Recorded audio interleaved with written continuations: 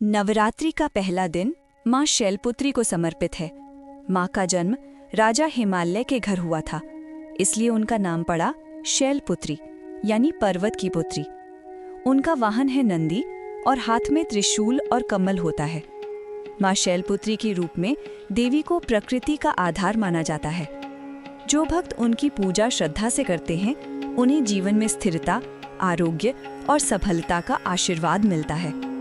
कहा जाता है कि उनकी भक्ति से मन और शरीर दोनों में शक्ति का विकास होता है। दूसरे दिन माँ ब्रह्मचारिणी की पूजा की जाती है। यह रूप उनका तपस्या का प्रतीक है, जब उन्होंने शिव को पति के रूप में प्राप्त करने के लिए कठिन व्रत और तपस्या की थी। उनके हाथ में जपमाला और कमंडल होता है और वे सदा ब्रह्मचार्य का पालन करती हैं। उनका स्वरूप भक्तों को धैर्य, तप और अनुशासन का पाठ पढ़ाता है। माँ ब्रह्मचारिणी की आराधना से मनोबल बढ़ता है और जीवन में कठिनाइयों को सहने की शक्ति प्राप्त होती है। तीसरे दिन माँ चंद्रघंटा की पूजा होती है।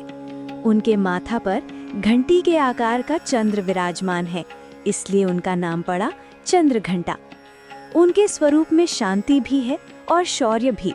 उनका वाहन शेर है, जो वीरता और साहस का प्रतीक है।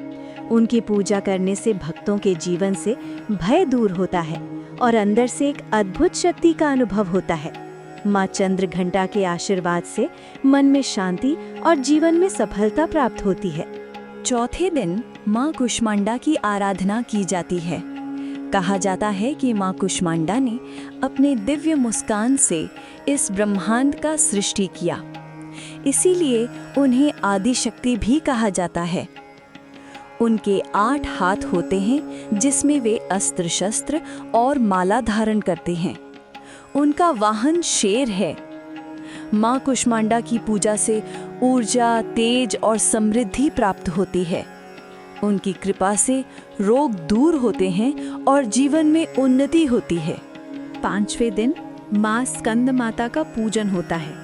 माँ स्कंद माता अपने गोद में कुमार कार्तिकेय को बिठाकर विराजमान होती हैं, इसलिए उनका ये नाम पड़ा। उनका वाहन शेर है और वे कमल के फूल पर विराजमान होती हैं। माँ स्कंद माता की आराधना से संतान सुख और परिवार में प्रेम और समृद्धि आती है। उनकी पूजा से भक्त के अंदर माता के प्रेम और दया का विकास होता है। 6ठे दिन माँ कात्यायनी की पूजा की जाती है। उनका जन्म ऋषि कात्यायन के घर हुआ था, इसलिए वे कात्यायनी कहलाईं। उन्होंने महिषासुर नामक राक्षस का वध करके धरती को असुरों से मुक्ति दिलाई थी। माँ कात्यायनी को योद्धा रूप में पूजा जाता है। उनका वाहन शेर है, हाथ में तलवार और कमल होता है। उनकी आराधना से विवाह में आने वाली रुकावटें दूर होती हैं और प्रेम और सफलता प्राप्त होती है। 7वें दिन माँ कालरात्रि का पूजन होता है। उनका रूप भयानक है, काले रंग की देह और खुले हुए केस, लेकिन उनका हृदय भक्तों के लिए सदैव शुभ है। उन्हें काल और अंधकार को समाप्त करने वाली देवी माना जाता है। उनका वाहन गर्दभ यानी गधा है और हाथ में वज्र और तलवार होता है। उनकी आराधना से भक्तों के जीवन से सारे भय और दुश्मन मिट जाते हैं। माँ कालरात्रि का आशीर्वाद जीवन में रक्षा और शक्ति प्रदान करता है।